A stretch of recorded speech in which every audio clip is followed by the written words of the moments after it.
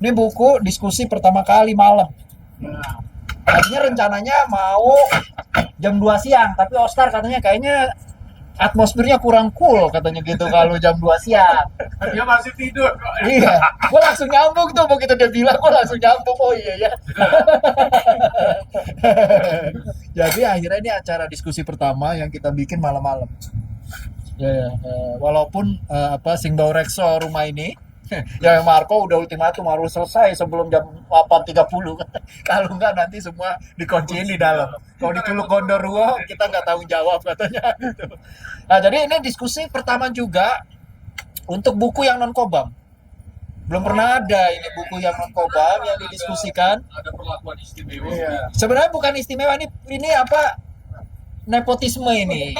Iya, kolusi ini gitu. Tapi kan boleh kolusi yang baik kan? Gitu kan, ya. Nepotisme yang baik gitu. Nah, jadi ada dua hal yang pertama di sini. Acara malam, terus bukunya di luar buku kobam. Nah, bukunya tuh judulnya Bredel. Nah, bukunya juga agak berbeda ya karena ini kayak semi coffee table atau apa nyebutnya.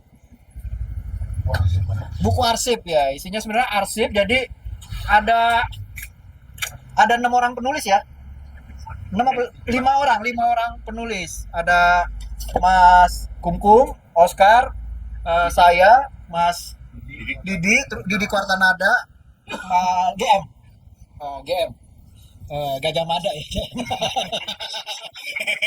Maksudnya dari zaman Gajah Mada. Oh, kopi. Nah, jadi malam ini 2 orang penulisnya akan bicara, Bang Oscar sama Ya, oke. Mas Kumkum. Nah, nanti apa Mas Oscar, Bang Oscar mungkin bakal cerita asal usulnya buku ini. Sebenarnya perjalanan panjang nih, buku panjang banget itu, panjang banget.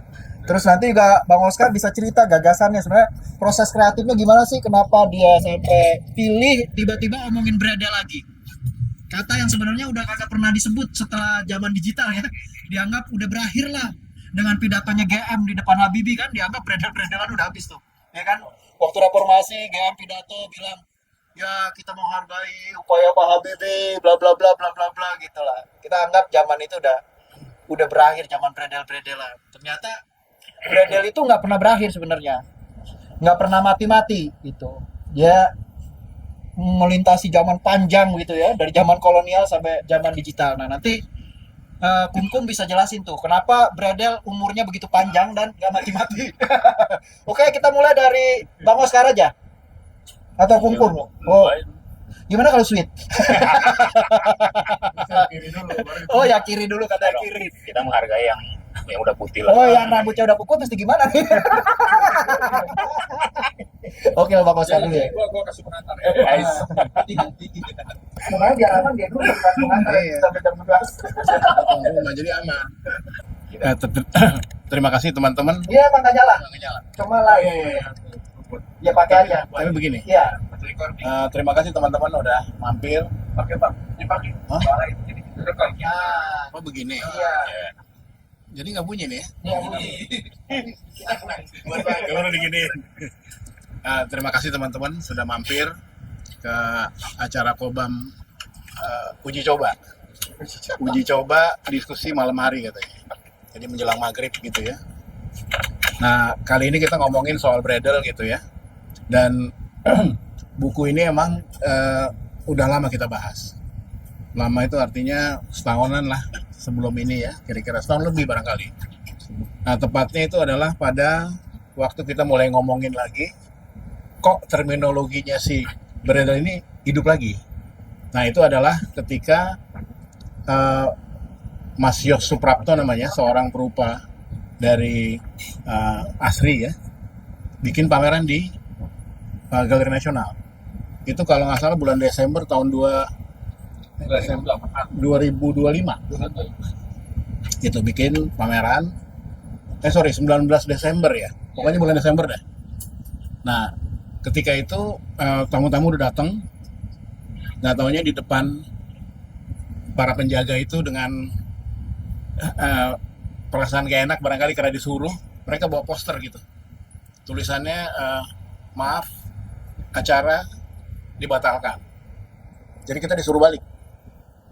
Beberapa mobil balik, tapi beberapa yang lain tetap memaksa masuk. Nah jadi acara itu nggak pernah ada pengumuman ya, tiba-tiba dinyatakan bahwa ini dibatalkan, dilarang lah gitu ya. Nyampe ke belakang ternyata para hadirin itu nongkrong di ruang belakang tuh, di aula yang dekat masjid, yang paling belakang. Nah mereka buka acaranya di situ, tapi tempat pamerannya digembok. Nah lalu kita mulai ada negosiasi, ternyata nggak ada jalan keluarnya, tetap digembok. Dan sejak itu kita merasa bahwa ini pelarangan pertama nih. Waktu itu Prabowo baru kira-kira 2 bulan lah jadi presiden. Jadi tiba-tiba kayak ada hantu yang dipanggil lagi, kayak kita main jelangkung gitu loh. Nah, jelangkung keluar, nah bawa kata beredar itu. Nah jadi waktu muncul lagi istilah itu, nah kita sama teman-teman mulai nih ngomong-ngomongin kemungkinannya dalam bercanda-bercanda, nyinyiran lah gitu, sampai pada kesimpulan bahwa kayaknya perlu nih ditulis kembali untuk generasi berikutnya supaya kita bisa paham. Karena setelah beredar itu muncul beberapa peristiwa-peristiwa penting, termasuk penganugerahan Soeharto jadi pahlawan nasional. Mulai muncul demo-demo sampai demo yang besar itu ya. Nah jadi di sini kita bisa ngelihat bahwa pengertian beredar ini sekarang sudah menjadi terminologi yang diungkap kembali dan tidak lagi menjadi fungsi yang dikenal sebagai kata pelarangan untuk dunia pers saja. Kalau dulunya nih beredar ya pers, karena itu kan dalam bahasa Belanda kurang lebih artinya mesin itu diberhentiin. Jadi kalau ada beredar itu mesin lagi muterin surat kabar, petugas datang untuk berhentiin mesinnya, itu namanya beredar. Jadi stop press lah kalau dalam pengertian positifnya, stop press karena ada berita yang baru yang harus jadi headline. Kalau ini stop bener-bener press jadi diberhentiin. Dan istilah ini kemudian berkembang, dikutip juga oleh musik, film, buku terutama ya. Jadi semua literasi dan lain-lain semuanya akhirnya menggunakan kata beredar itu sebagai pelarangan. Pelarangan yang dalam tanda petik mengingatkan kita kembali kepada dunia Orde Baru gitu. Siop udah dicabut tahun 99, tapi beredar ini hidup lagi dan sekarang sepertinya makin menjadi. Sehingga kemarin pada waktu teman-teman kita setuju bikin buku beredar gitu ya. Nah, tapi temanya adalah sebenarnya merayakan ingatan itu temanya. Bisa temanya beredar, bisa temanya sukaria, bisa dan lain-lain. Nah, kebetulan yang pertama kita pakai merayakan ingatan supaya nggak lupa. Sementara kan kita udah terlalu sering juga menggunakan kata melawan lupa.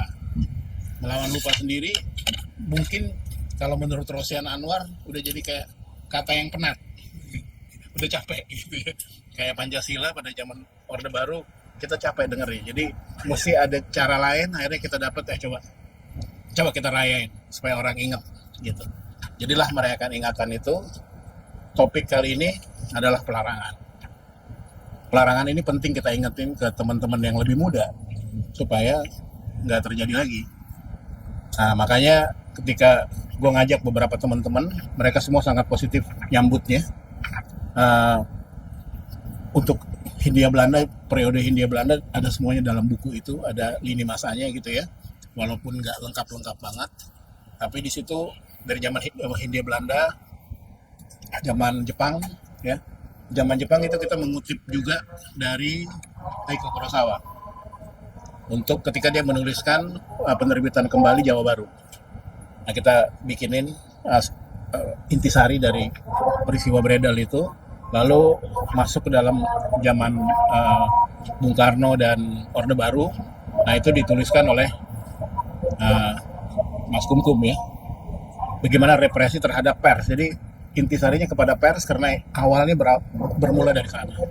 Jadi kalau kita ingat kata beredar, itu kita akan kembali ke masanya Orde Baru. Kira-kira seperti itu. Jadi memang tujuannya adalah apa yang lu lihat sekarang tentang Orde Baru itu sebenarnya sedang terjadi sekarang. Jadi deja vu untuk sebuah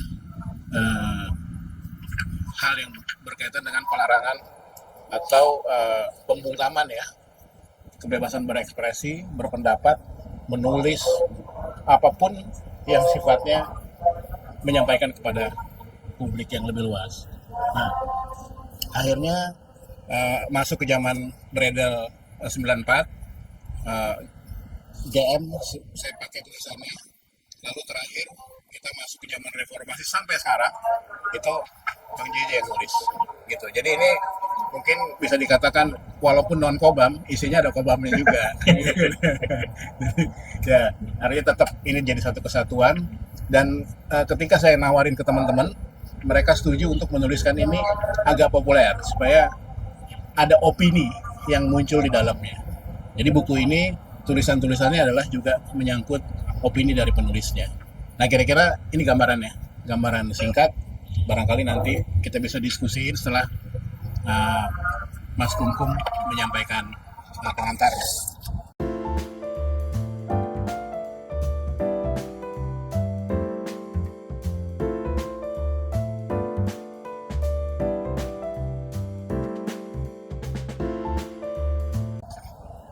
Iya, makasih. Mungkin kita langsung kasih ke Mas Kumkum kali ya, supaya nanti kita bisa ngobrolnya lebih panjang.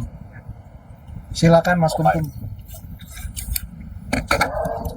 Ya, terima kasih. Mungkin buat yang belum tahu kenapa saya dipanggil Kumkum, yaitu banyak teman-teman di sini yang mungkin lebih sering manggil saya dengan nama Kumkum gitu ya. Ya, tapi nama resminya Ignatius Haryanto, tapi ya panggilannya Kumkum. Apa? Apa? Iya. Saya sudah Yohanes Yakobus.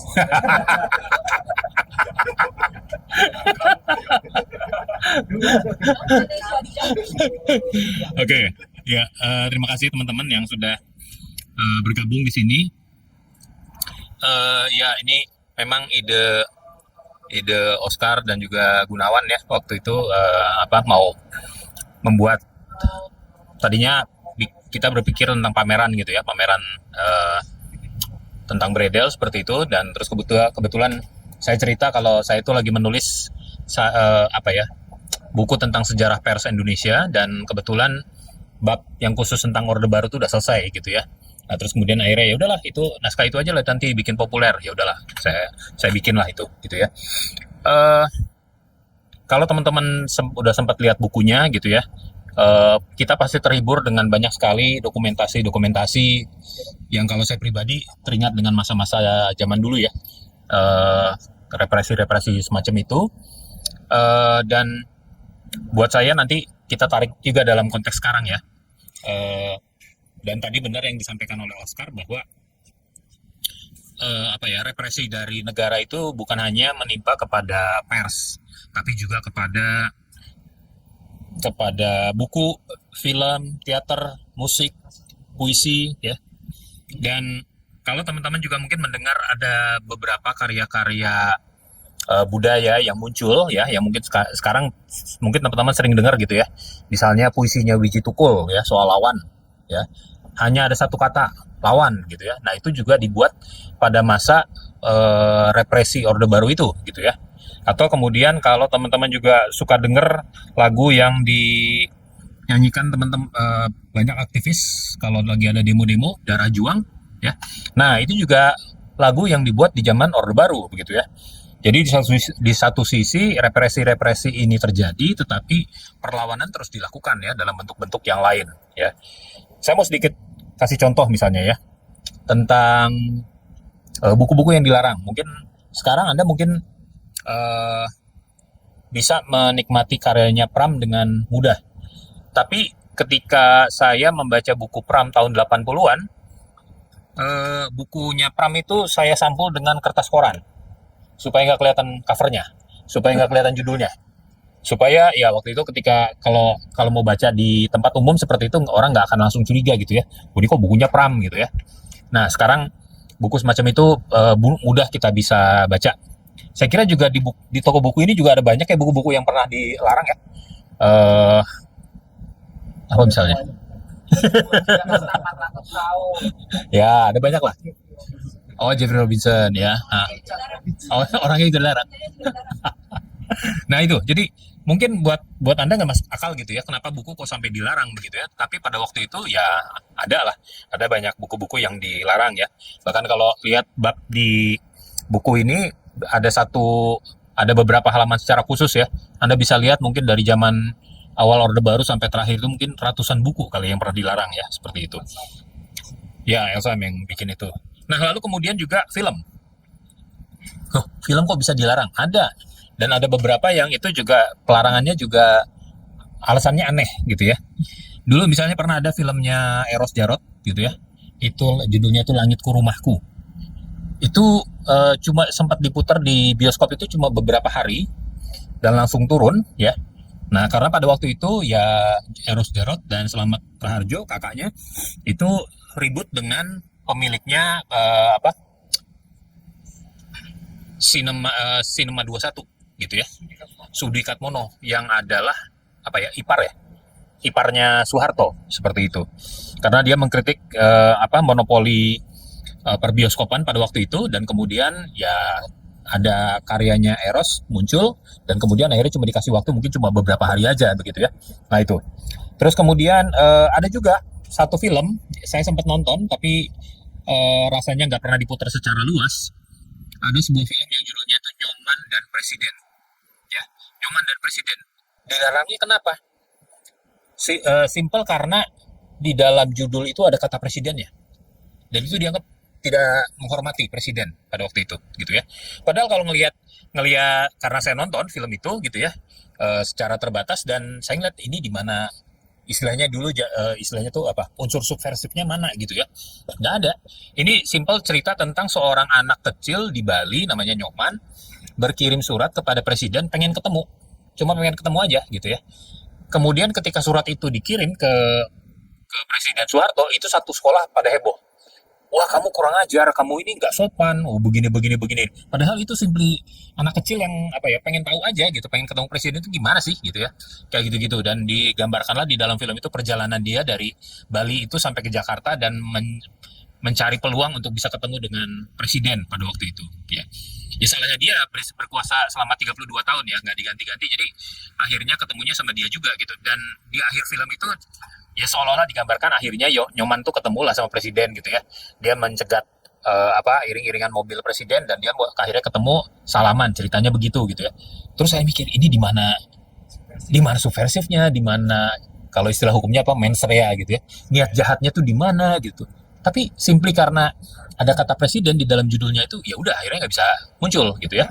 Itu kekonyolan-kekonyolan. Lalu kemudian kalau kita ngomong teater, wah kalau ngomong teater, yang namanya teater koma itu paling sering kena larangan-larangan untuk menampilkan karya mereka begitu ya.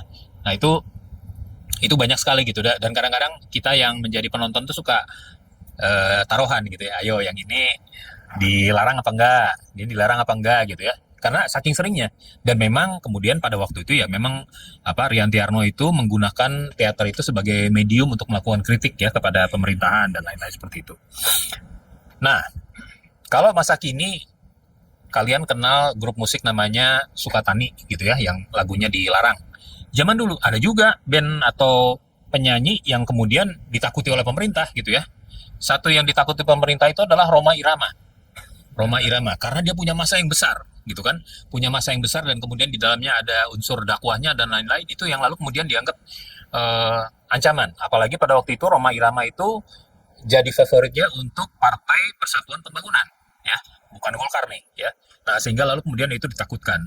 Bukan hanya Rhoma Irama tetapi juga kalau mungkin sekarang Iwan Fals dan kemudian bandnya yang lain, Suami dan lain-lain gitu ya, Kantata Takwa, itu juga musisi-musisi yang dianggap banyak melontarkan kritik lah seperti itu, sehingga lalu kemudian ada misalnya lagunya Iwan Fals yang lalu kemudian banyak orang mikirnya ini sebenarnya lagi ngomongin anaknya Soeharto nih gitu ya.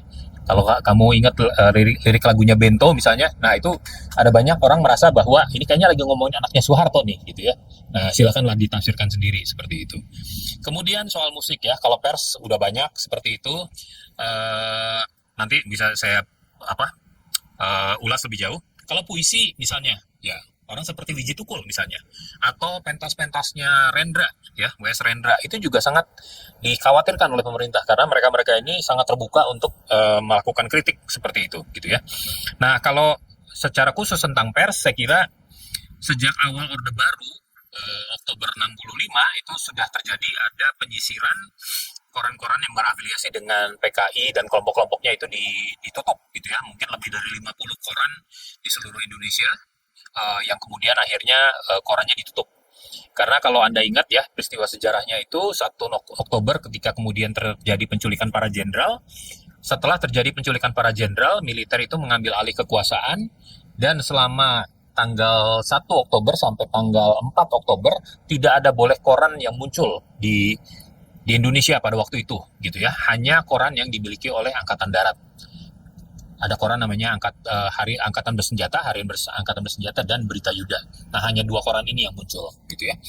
Dan setelah itu, setelah boleh terbit lagi secara reguler, koran-koran itu harus menunjukkan afiliasi mereka kepada kepada Angkatan Darat ini ya, kepada ABRI. Sehingga lalu kemudian ada banyak koran-koran yang lalu kemudian akhirnya ya mengambil sikap berkolaborasi lah gitu ya dengan Angkatan Darat seperti itu. Nah, terus kemudian Orde Baru berjalan seperti itu, hampir 10 tahun berjalan, muncul peristiwa Malari ya, Malapetaka 15 Januari yang pada waktu itu koran-koran mengkritik pembangunan ekonomi yang waktu itu heavy menggunakan modal asing dari Jepang.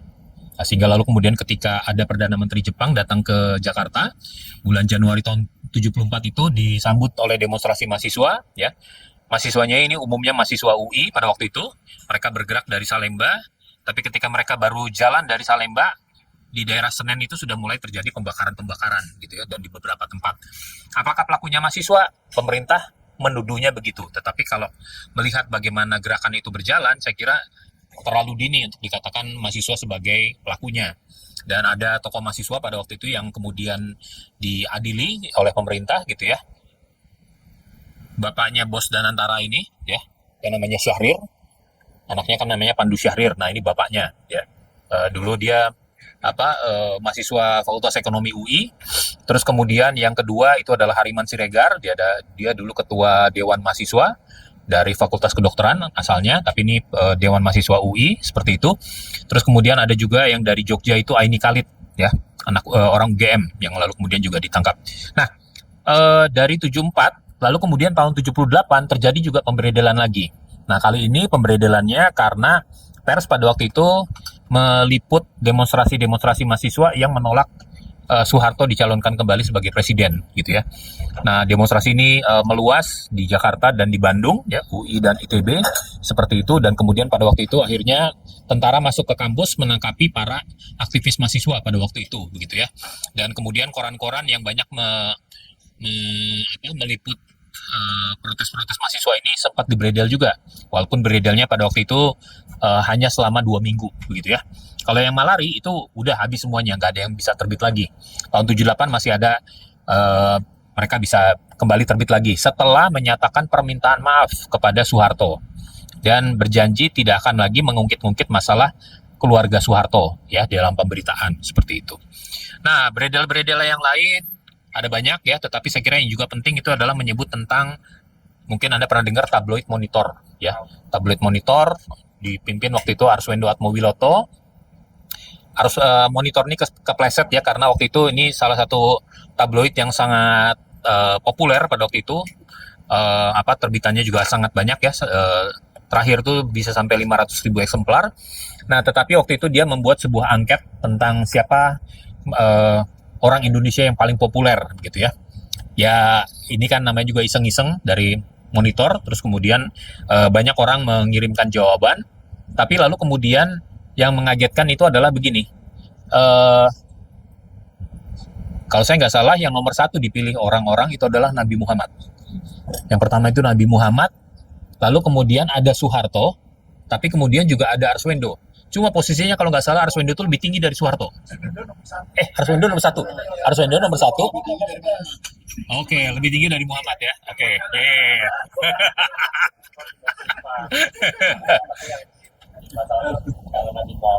Karena Nabi Muhammad ya.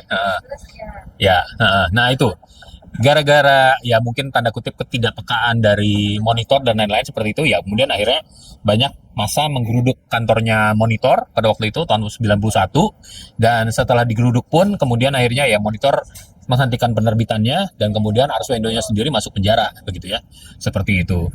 Nah yang juga fenomenal pemberedelan itu adalah tahun 94. Ini saya kira pemberedelan terakhir di masa Orde Baru itu menimpa kepada majalah Tempo, Detik, dan Editor. Ya, Detik di sini adalah tabloid ya, bukan detik.com yang Anda kenal sekarang nih. Beda. Tiga-tiganya adalah media yang kritis pada pemerintah. Nah, kalau Tempo itu khusus karena waktu itu Tempo mengangkat laporan tentang pembelian kapal perang bekas Jerman yang disuruh Soeharto kepada Habibie untuk mengurus. Tetapi dalam kenyataannya Menteri Keuangan pada waktu itu Mari Muhammad bilang kita nggak ada dana untuk beli kapal gitu ya. Terus kemudian Kepala Staf Angkatan Laut pada waktu itu juga waktu diwawancara Tempo dia bilang kami nggak pernah diajak ngobrol tentang spesifikasi kebutuhan kapal perang macam apa yang yang dibutuhkan begitu ya. Sehingga lalu kemudian akhirnya pemberitaan majalah Tempo itu membuat Presiden Soeharto marah karena dianggap ini semacam mengadu domba anggota kabinetnya seperti itu begitu ya. Nah, lalu kemudian akhirnya ya Tempo dibredel seperti itu tetapi berbeda dengan pemberedelan sebelumnya. Pemberedelan kali ini tahun 94 ini mendapatkan perlawanan dari Tempo dan yang lain-lain. Tempo itu melakukan perlawanan dengan menggugat lewat Peradilan Tata Usaha Negara ya, lewat PT UN seperti itu dan tidak disangka-sangka ternyata Peradilan Tata Usaha Negara mengabulkan gugatannya Tempo dan kemudian pemerintah nggak setuju naik ke Peradilan Tinggi Tata Usaha Negara masih menang juga Tempo baru kemudian di tingkat Mahkamah Agung dikalahkan gitu ya. Nah dalam rangkaian itu juga ini juga mau menunjukkan bahwa pada zaman Orde Baru ada organisasi-organisasi yang dibentuk itu untuk mendukung kebijakan pemerintah. Dalam hal ini PWI sejak tahun berapa begitu lalu kemudian menjadi katakanlah di bawah kekuasaan pemerintah Orde Baru pada waktu itu sehingga lalu kemudian waktu itu ada banyak wartawan-wartawan muda yang bertanya kepada PWI gitu ya ini PWI kok nggak belain media-media yang dibredel gitu ya terus PWI bilangnya ya dia memaklumi lah kebijakannya pemerintah. Nah ini yang membuat kemudian ada banyak jurnalis muda kemudian nggak terima dengan situasi itu dan kemudian akhirnya mereka mendirikan Aliansi Jurnalis Independen AJI pada bulan Agustus tahun 94 begitu ya. Kalau boleh sedikit memasukkan unsur pribadi, gue kagak. Nah ini kecelakaan sejarah. Kecelakaan sejarahnya begini, AJI itu berdiri Agustus tahun 94, saya baru jadi reporter September 94. Jadi baru mau jadi carep tuh. Nah, tapi begitu mau jadi carep, karena beberapa pentolannya Aji, waktu itu kan gue baru masuk forum tuh, forum keadilan. Nah, beberapa pentolannya forum keadilan itu menjadi aktivisnya Aji. Jadi sejak awal itu saya udah langsung bilang kepada mereka-mereka ini, saya pengen jadi anggota Aji, gitu ya. Ya udah, akhirnya kemudian diajak rapat dan lain-lain seperti itu. Jadi kecelakaan sejarahnya di situ, ya. Cuma beda sebulan gitu.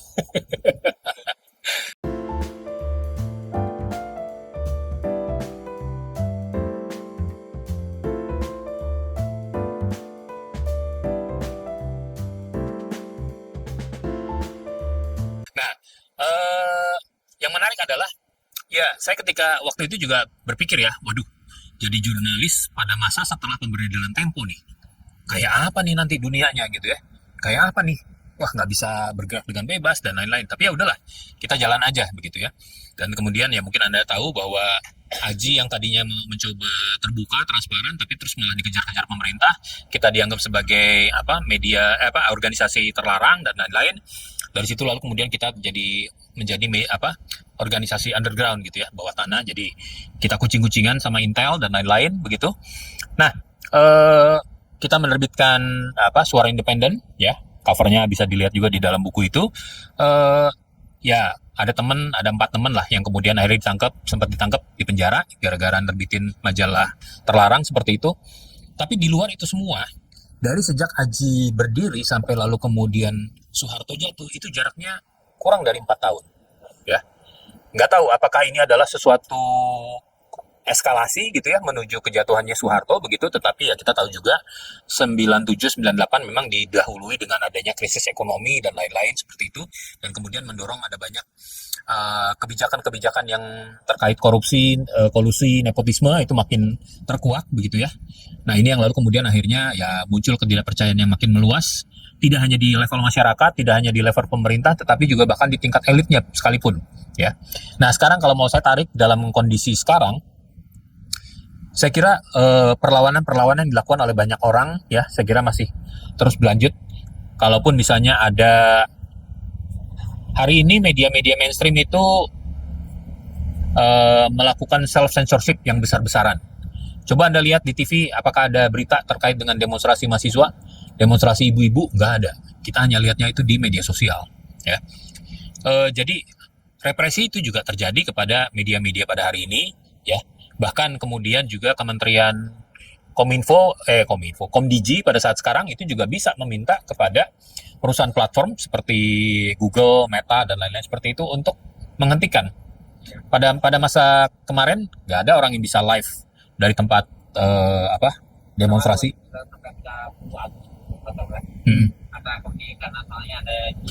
Ya, itu yang bulan Agustus. Tapi yang kemarin-kemarin ini pun juga banyak halangan-halangan seperti itu, gitu ya.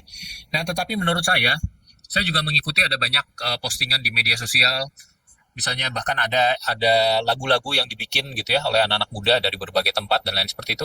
Saya kira perlawanan-perlawanan seperti ini ya harus terus dilakukan begitu ya. Kita nggak pernah tahu misalnya berapa lama pemerintahan ini akan berjalan seperti itu. Tetapi saya kira daya kritis masyarakat ini saya kira semakin luas ya. Dan blunder setiap hari yang dibuat oleh pemerintah saya kira juga makin menumpukan kekecewaan, ketidaksukaan gitu ya tentang bagaimana memerintah. Ini bukan soal pribadi ke pribadi gitu ya, tetapi ini kita bicara tentang polisi pemerintahan yang berdampak luas kepada kita. Gak usah kita sebut lah ya program-program yang membuat kita sengsara gitu ya.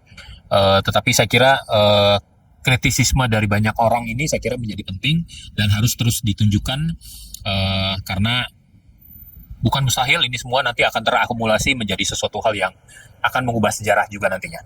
Saya kira saya berhenti sampai di situ ya. Ntar kita ngobrol lebih jauh. Thank you.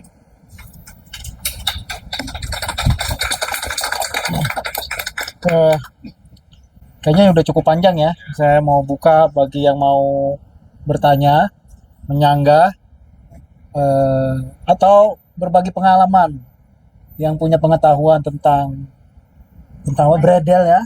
Ingatan trauma. Iya, ingatan-ingatan tentang masa lalu yang Bredel tuh nggak hanya identik sama surat kabar ya, tapi jauh dia lebih luas yang sebenarnya konsepsinya adalah pembungkaman. Itu aja intinya. Teman-teman yang mau nanya, Ridwan, Marco, enggak, Helen boleh. Oke, satu. Terus? Oke, satu. Oke, Helen dulu ya. Oh. Enggak, nanti dia terakhir dia panjang biasanya. Ini yang mana ya?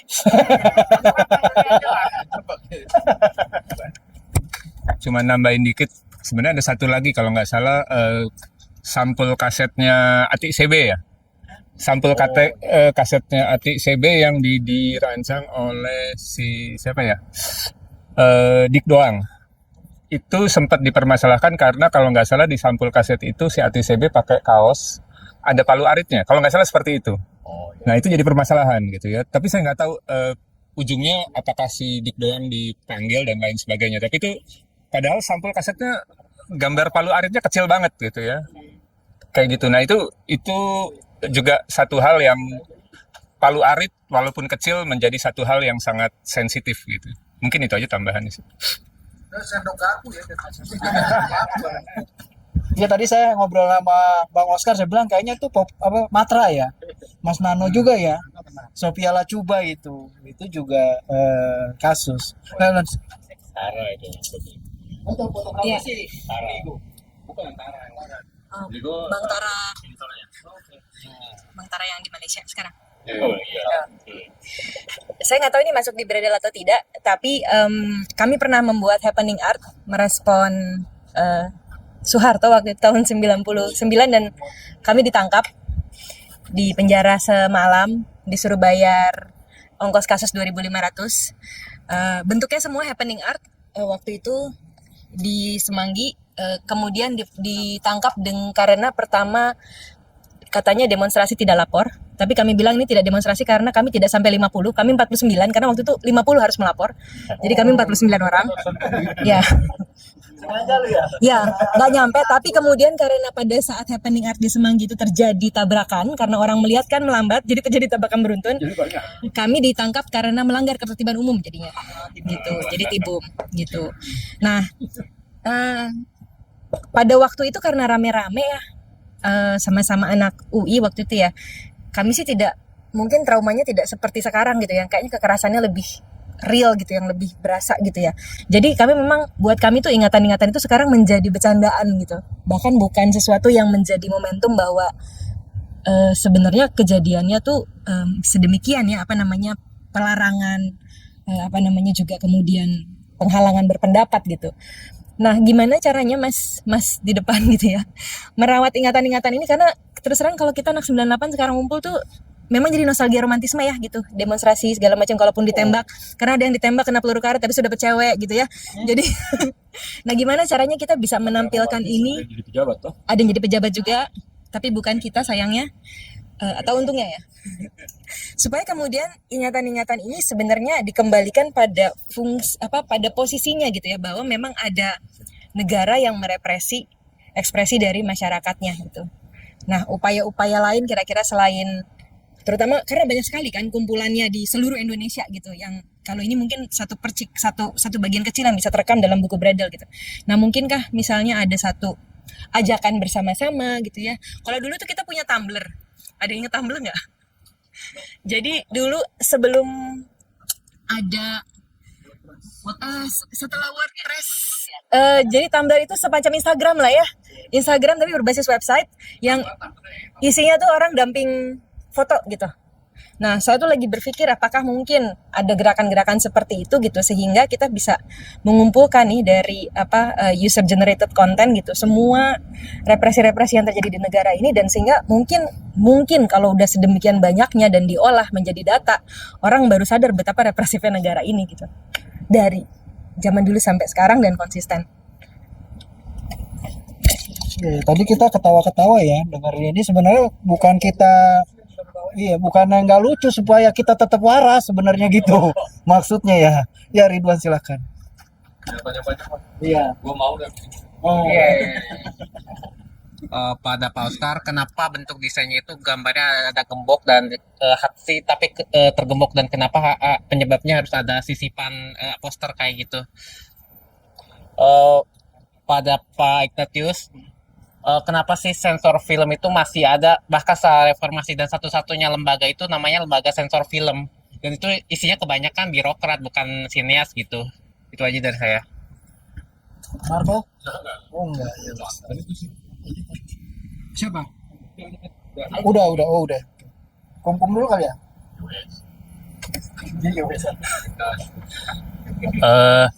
Buat Adit, karena tadi ngomong Palu Arit ya, saya jadi inget satu kejadian yang lain nih soal Palu Arit. Teman-teman mungkin pernah lihat ya mainan yang dijual di lampu merah, balon atau apa begitu. Nah, zaman dulu itu pernah ada satu penjual balon yang kebetulan jualan mainannya itu, mainan yang pakai di TV itu bentuknya palu. Nah, itu diamankan itu. sampai segitunya ya kan, ada kan, itu mainan palu aja itu udah langsung parno gitu ya, ngelihat wah ini asosiasinya PKI nih, PKI bangkit gitu ya. Pertanyaannya gitu ya, dari masa-masa tertentu, ada masa-masa tertentu lalu kemudian muncul nih idiom-idiom PKI bangkit dan lain-lain. Buat saya terus jadi mikirnya begini, berarti tahun 65 66 itu waktu memusnahkannya itu nggak serius dong, disisain gitu kan. Kalau sampai bisa bangkit kan berarti ada yang disisain kan. Nah, ini masalahnya gitu ya. Jadi yang harus disalahin waktu dibantai dulu, kenapa nggak ngabisin semua gitu ya, kenapa masih nyisain gitu kan sampai jadi bangkit. Itu bercanda dark joke ya. Oke. Dia nyebutnya hantu, mungkin dulu udah mati, Ya, hantunya bangkit. ya. Terus kemudian ya soal Palu Arit itu. Nah, lalu kemudian eh ini juga mungkin menarik ya, dan saya kira mungkin kalau nggak tahu nih, yang sejarawan bener sih kan JJ doang nih. Saya ini kan amatiran lah. Apa? Ada jasanya ya? Ada. Nah, maksud saya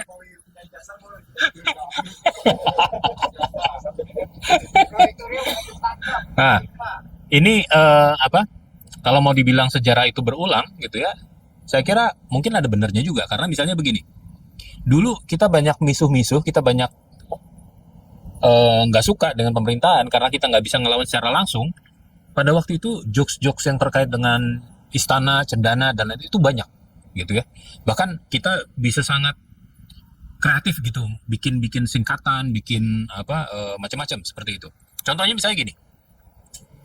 Ada yang tahu anak keduanya, putra keduanya Soeharto siapa namanya? Bambang Triatmojo. Bambang Triatmojo. Dulu punya perusahaan namanya Bimantara. Bimantara. Singkatannya apa? Nah, kita bikin singkatan. Bambang ingin menguasai Nusantara. Wah, ya. Nah, Timor. Nanti Timor ada. Nah, TPI dulu, TPI. TPI. Aslinya kan Televisi Pendidikan Indonesia. Nah, zaman dulu kita bilangnya Tutut Penguasa Indonesia. Timor. Ada yang tahu Timor? Singkatannya? Nah, ya itu kan proyek mobil nasional yang dikasih sama Tommy, padahal mobilnya diambil dari Korea Selatan juga gitu ya. Kenapa namanya Timor? Ada yang bikin singkatannya. T ini memang orang rakus. Macam-macam kayak gitu-gitu ya. Terus ya jadi jokes-jokes yang kayak begitu, singkatan-singkatan ya. Kalau tadi Ellen cerita tentang demonstrasi gitu ya. Itu dulu ada teman-teman nih anak-anak UNAS ya, anak-anak pijar nih. Yang memang memang hobinya demo dan masuk penjara gitu ya. Satu kali dia bikin spanduk. Zaman dulu tuh ada yang namanya togel lah ya, togel resmi negara namanya SDSB. Sumbangan Dana Sosial Berhadiah, SDSB ya kan? Sama anak-anak pijar diganti singkatannya Soeharto dalam segala bencana gitu. Ya pantas aja ditangkap gitu kan. Tangkap gitu kan, masuklah berapa hari gini-gini segala. Ada yang positifnya juga. Sudah mau datang semua beres. Oh ya, sudah mau datang semua beres. Ada lagi. Pokoknya kreatif banget kita nyari-nyari apa segala singkatan-singkatan dan lain-lain. Dan saya kira hari ini juga kalau mau kita cari-cari itu banyak. Ini singkatan dari seorang menteri ya. Pura-pura bisa, kebanyakan gaya. Singkatan dari? Purbaya. Yes. Nah, Harmoko dulu hari-hari omong kosong gitu kan. Nah, itu kita punya banyak tuh ininya. Tapi yang Sudomo yang itu agak repot tuh kalau di ini. Oke, agak jorok. Jangan gitu. Beda generasi ya. Nah, tapi maksud saya jokes itu dalam bentuk perlawanan ya. Kalau hari ini misalnya bentuknya bisa dalam bentuk meme gitu ya. Atau juga kemudian misalnya ya parodi-parodi lewat audiovisual dan lain-lain. Saya kira itu juga bentuk-bentuk bagaimana kreativitas disampaikan dengan bentuk-bentuk kritik. Jadi mungkin ini juga sekaligus menjawab Ellen. Ya perlawanan yang bisa dilakukan agak damai gitu ya. Ya mungkin dengan model-model begini. Lewat meme, lewat parodi-parodi begitu ya. Ya sekarang kan bedanya ini kan semua orang ini adalah media, ya kan? Sepanjang kita memiliki akun media sosial, kita bisa memproduksi, ya kan? Memproduksi apapun gitu ya. Mau yang menjilat bisa, yang nggak menjilat juga bisa, seperti itu. Normalisasi nggak sih? Menormalisasi apa? Saya lihat MBG itu, saya nggak mau sepelit karena saya ngerasa orang jadi bikin jokes kayak hal itu malu lucu gitu loh. Padahal buat saya itu kan harusnya dikritisi gitu. Jadi dia masuk makhluk narsisnya merasa even that optimism is good optimism buat dia. Gitu. Saya malah nggak optimisme. Saya banyak versi kan apa sekali apa. Nah, itulah propaganda. Itulah propaganda apa? Jadi normalisasi gitu misalnya. Iya. Ketika kondisi untuk mahasiswa, kemarahannya jadi berkurang karena jadi kemudian. Ya. Saya kira di balik itu semua, saya bayangkan memang ada operasi apa ya semacam ada strategi komunikasi yang dilakukan ya, termasuk dengan bikin lagu-lagu MBG dan lain-lain. Ya, itu nggak ada. Dari media apa? Yang semua jokes itu dari dia tentang keluarkan zaman nggak ada kontaknya yang bikin normal gitu. Nggak, Maksudnya gitu. Ya, eh, ya lagu pemilu. Oh iya. Tidak berguna. Cuma Gitu loh. Kalau sekarang tuh kayak jadi gemes-gemes. Nah itu memang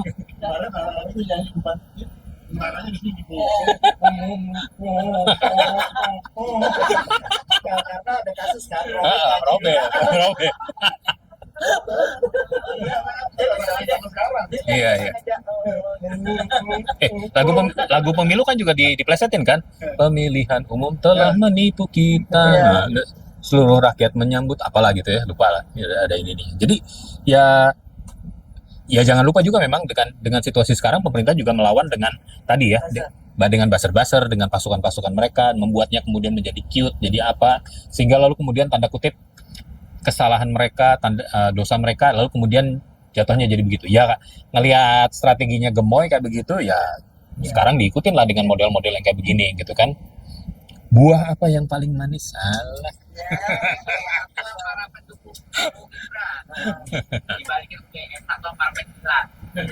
Di sini ada fansnya PSG ya?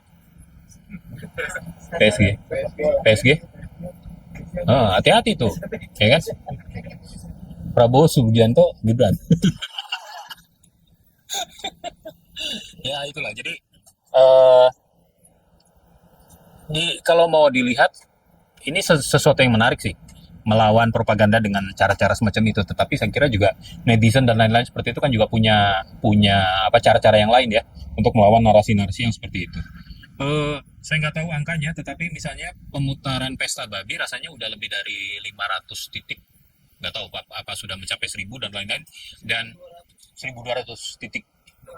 Sampai tanggal berapa itu yang menarik adalah lalu kemudian dari pemutaran di berbagai titik itu sudah menghasilkan donasi sebesar 500 juta ya, hampir setengah miliar yang dikumpulkan.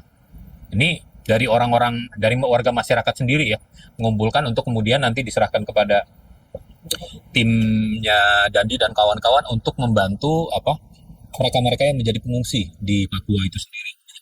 Jadi saya kira itu perlawanan-perlawanan yang terus dilakukan. Ya dari sekian titik adalah yang dibubarin, didatengin polisi dan lain-lain. Tetapi di tempat-tempat lain juga kemudian berlangsung dengan aman, atau kemudian ketika itu sudah dibebaskan orang bisa menonton sendiri. Saya kira punya dampak untuk membuat masyarakat jadi tambah kritis, marah gitu ya situasi. Ya.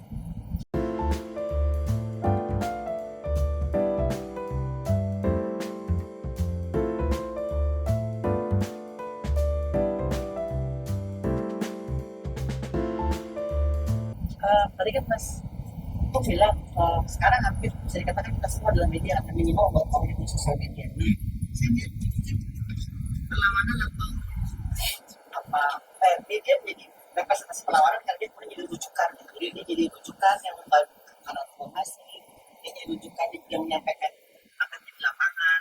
Nah kalau sekarang kan tadi kan udah demokratisasi media, setiap orang udah punya akses untuk menyampaikan ceritanya sendiri, narasinya sendiri. Nah ini jadinya gimana, apa kalau terkait Bredel kan misalnya dulu dengan pemusatnya tadi media-media kan tadi jelas gampang di Bredel gitu. Nah, sekarang dengan menyebar itu apakah kemudian menjadi meningkat Bredel, tapi juga saya juga menjadi agak nggak kebayang di bentuk perlawanan karena sekarang semua akan organik, tapi juga jadi nggak pemandu gitu ya, atau organisasi juga secara kolektif besar.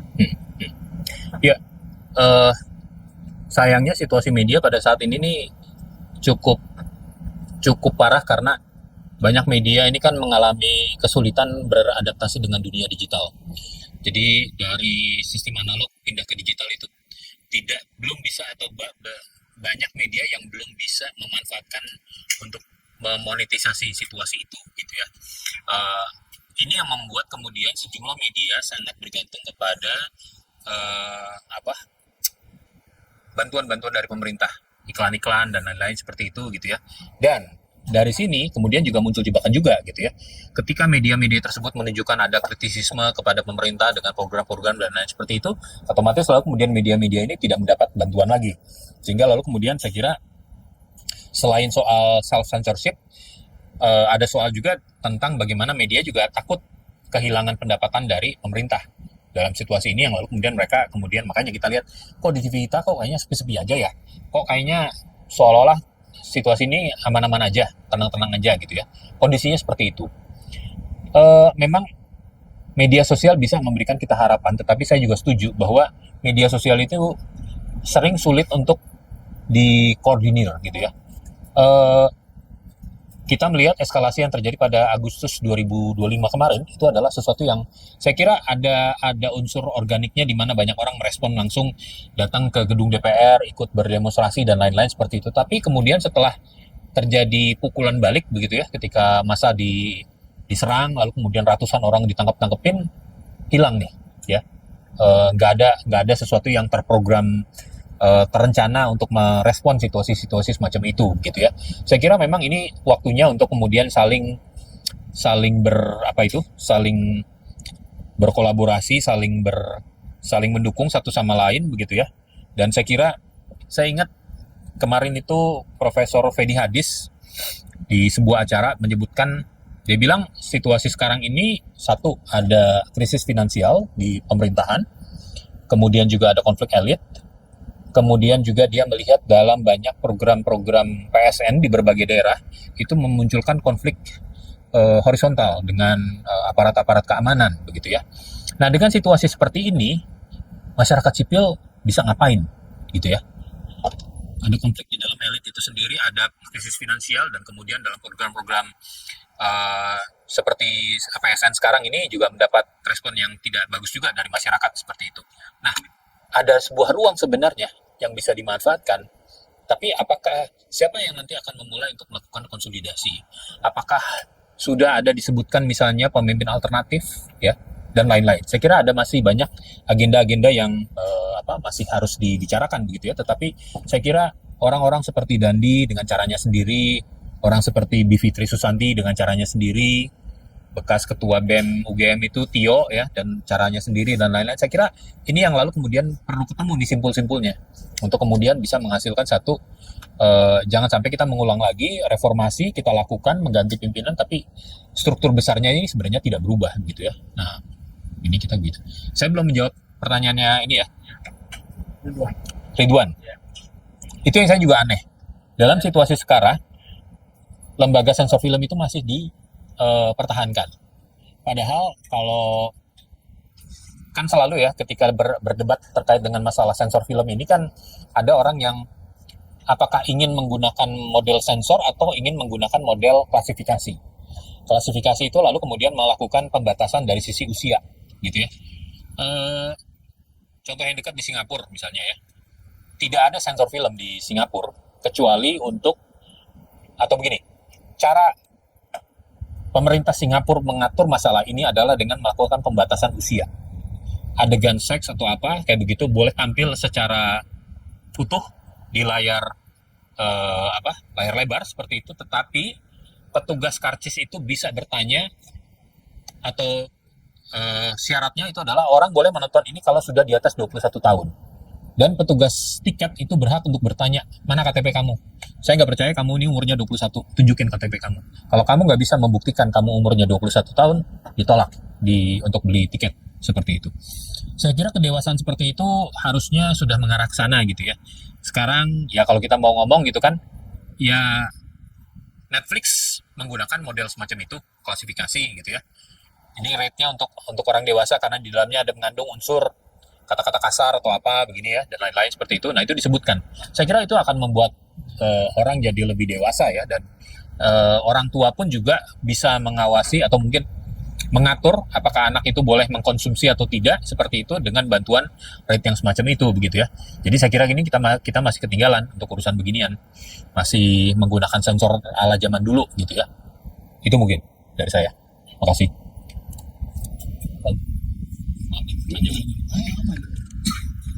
Tadi itu mana cover ya? Cover sama poster. Poster sini, poster.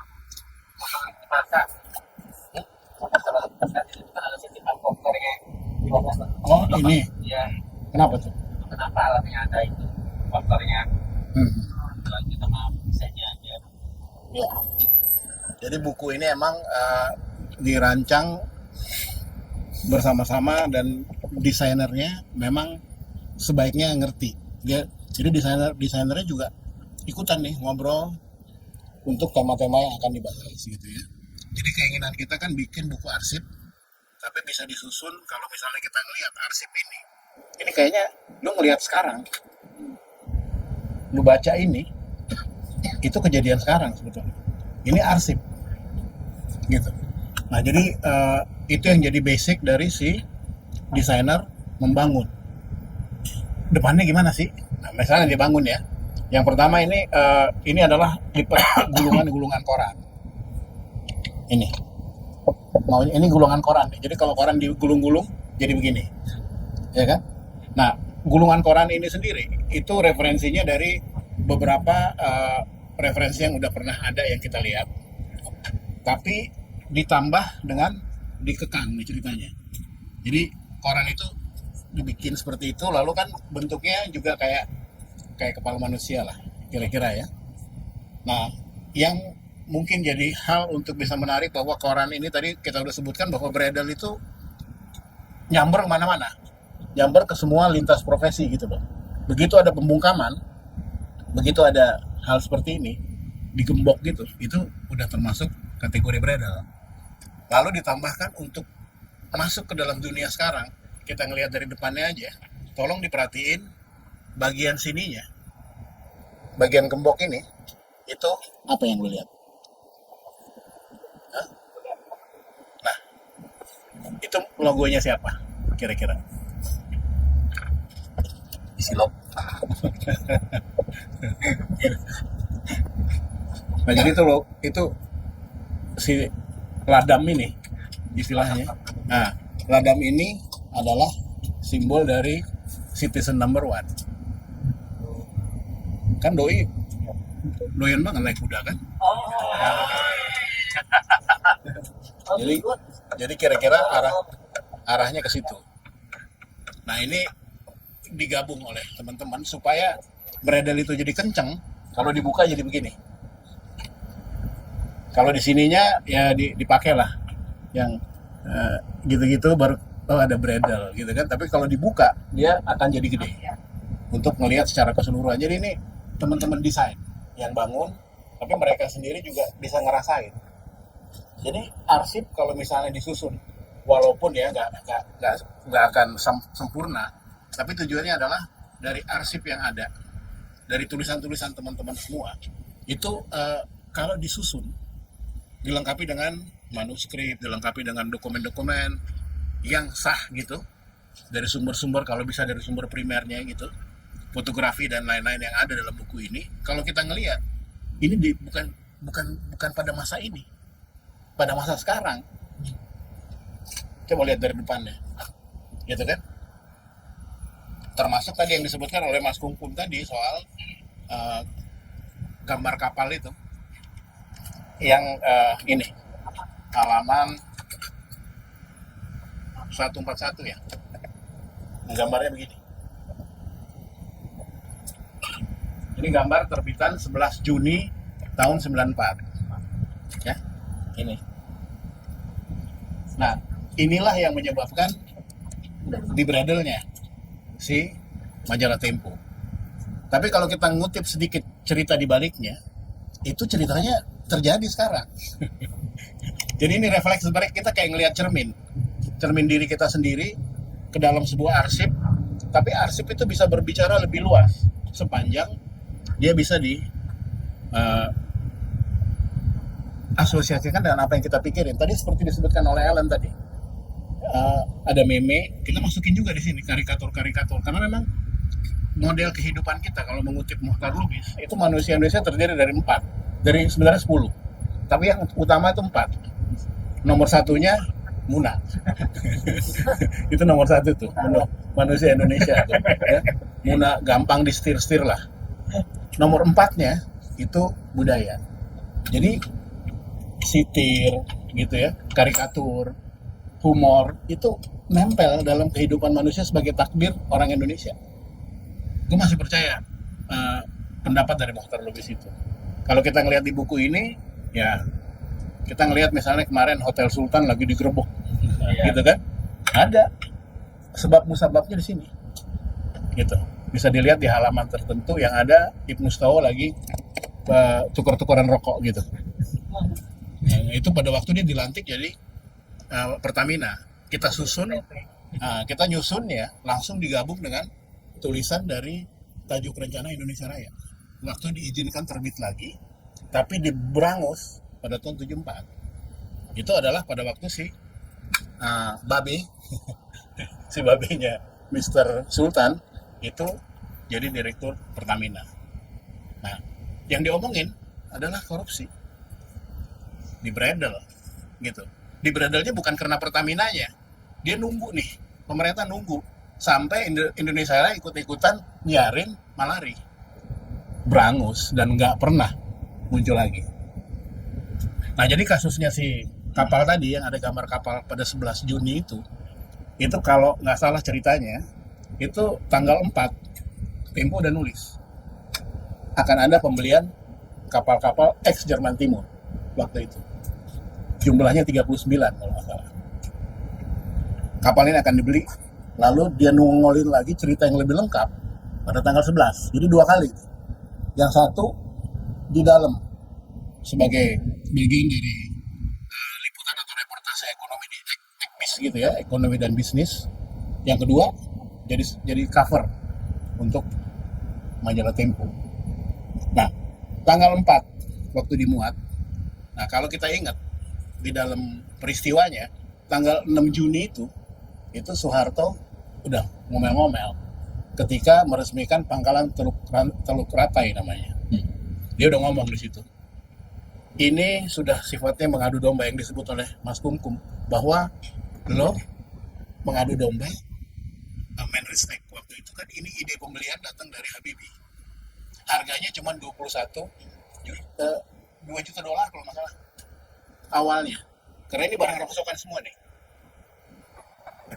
Tiba-tiba naik jadi 1 miliar dolar pada tahun itu loh, tahun 94. Jadi naik karena harus ganti mesin ini, ganti ini, dan lain-lain. Akhirnya angka yang keluar itu adalah angka yang di markup lebih dari 2.700 sekian persen. Apa nggak terjadi sekarang? Gitu. Nah, jadi akhirnya Kos kaki ya. Nah, jadi markup ini udah jadi bahan meme baru gitu ya. Jadi itu 94. Cuman ini bikin marah. Nah, marahnya Soeharto ini itu terjadi dalam desas-desus yang berlangsung di lingkar Rakor Poltam bahwa kayaknya akan ada tindakan tegas, karena Soeharto udah ngomong ini udah mengadu domba, kalau macam-macam diambil tindakan tegas. Itu tanggal 6. Tanggal 21 itu muncullah pernyataan dari Dirjen PPG waktu itu ya, PPG, bahwa pers, penerbitan pers dan grafika kalau saya oleh Subrata dihukumin pemberedalan itu. Dalam buku ini dimuat tentang akhirnya Tempo harus menolak. Ada kiriman, ada utusan lagi datang nih, boleh terbit lah Tempo, tapi kita ganti semuanya. Kita ganti semua pemretnya, kita ganti semua orang-orang, dan perusahaan ini akan dijalankan oleh negosiator yang berhubungan dengan Haryoko Trisnadi waktu itu, salah satu petinggi. Ngobrol-ngobrol, akhirnya mereka ngomong, termasuk ada Gunawan Muhammad,